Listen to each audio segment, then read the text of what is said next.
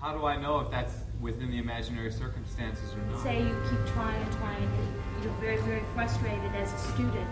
How can you help yourself? What is the best thing to do? What do you do when you're on stage and you're not getting what you need from your partner? You're tense, and that's getting in your way.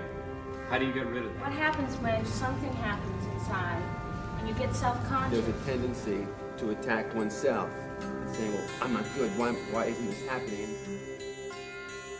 Acting is the ability to live truthfully under the given imaginary circumstances. And what that simply means is whatever we do, we really do it. We don't fake it, we don't pretend it, we don't manipulate it, we don't become somebody else to do it. We work out of who we are and what Sandy called our sense of truth. Some of Sandy's more powerful alumni, Sidney Pollack, Mark Rydell, people like that, were concerned that Sandy would pass away and there would be no record of his work. So they all got together and they went to Joseph Papp, and Joseph Papp gave them the public theater, and they decided to shoot the entire technique.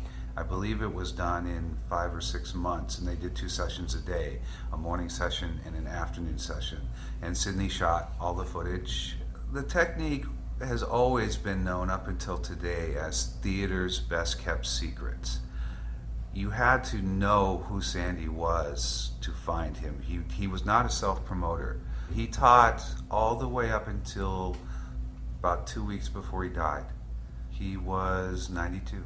The reason that Sandy basically lost his voice was through throat cancer. They completely removed his throat the first time, and he had to learn to speak from scratch. He learned a breathing technique where he burped up the air, but he didn't quit smoking. So he had a second cancer surgery and completely lost his voice a second time and had to relearn it. And he still didn't quit smoking, and he actually had a third surgery. So he literally had to relearn how to speak 3 times. Everybody comes to Hollywood or New York and wants to be an actor thinking it's about becoming somebody else. And what they all find out, especially when they come to our school, is that no, it's not about becoming somebody else. It's about stepping into who you are 100% and using you, because that's the best you can be. What Sandy taught and what we try to do, keeping that alive, is to teach you to be you, and you're unique, and you're individual, and your voice has meaning. So the greatest thing it does is it teaches people to use who they are. And I don't know anything else, including things outside of acting, that does it to the degree that this does.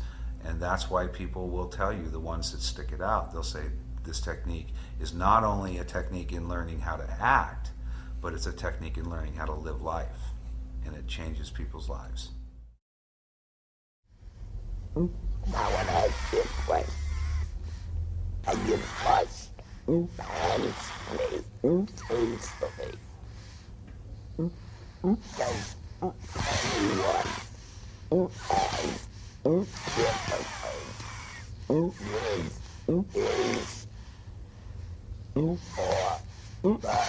or the hearing? No. Lori does. You do it well. Yes. Is anybody here slightly deaf? No. Don't lie to me.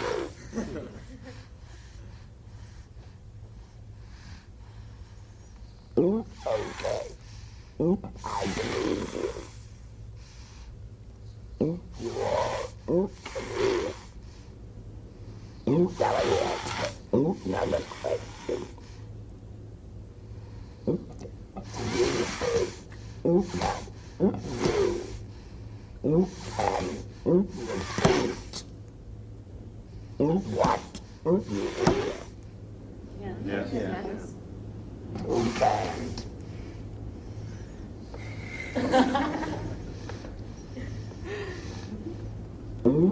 My nephew can't. You can hear.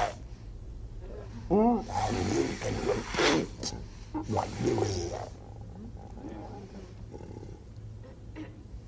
One night, Can I repeat what? You got to. I have to. What I just say. What I just say? What did I just say? You just said, can I? What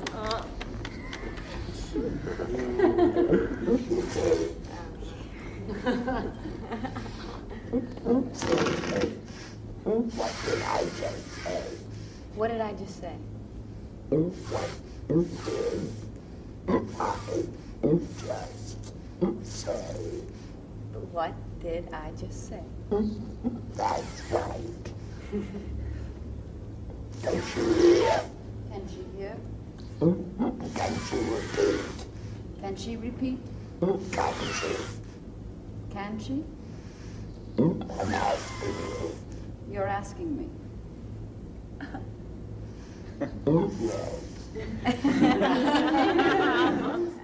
Sandy felt that actors had two major problems. One, they were self-conscious, and two, they didn't listen. And at one point, he was bedridden in a hospital for 3 days, and he had absolutely nothing to do, so he just laid there and thought about acting. And he thought, what can I do to get people to not be self-conscious and to truly learn to listen? And he thought, if we took a word, something that's true, as in blue shirt, the blue shirt you're wearing, you put that blue shirt on today, so you know that it's true and you're wearing it. I'm looking at you, I can see that it's blue. So therefore, we both know that statement is true. So when I say it to you, and you repeat it back to me, we're not questioning anymore the truth or non-truth of that statement. So we stop listening to the word, and we really truly begin to listen to the human being and how they're saying that word, and the tone and the behavior in that word. And it is the best exercise in the world for an actor's concentration, because it truly forces them to get out of their brain, because you cannot think and listen at the same time. And if I put my attention all on you 100%, then my self-consciousness automatically goes away, because I'm no longer thinking about me, I'm thinking about you. Okay, ladies and gentlemen, starting with something that maybe I heard this part, and you play repetition with it. You have sandals on. I have sandals on. You have sandals on. I have sandals on. You have sandals on. I have sandals on. You have sandals on. I have sandals on. Now, this is what she was doing. She was figuring out how to answer him. Just repeat. Don't be intelligent. You have sandals on. I have sandals on. You have sandals on. I have sandals on. You have sandals on. I know I have sandals on. You know you have sandals on? Yes, I know. Yes, you know? Yes, I know. Yes, you know. I know. You know. I know. You know. Yes. Yes. Yes. Yes. Yes. Yes. Yes. Yes. Why you stop? I don't know. You stop because you were looking for something new to say. Is that bad? Yes. At the moment, it's not. Okay. Listen, this is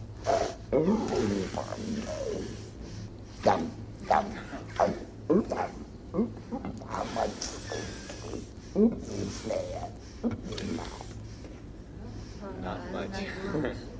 Practically none. That's the meaning. Right.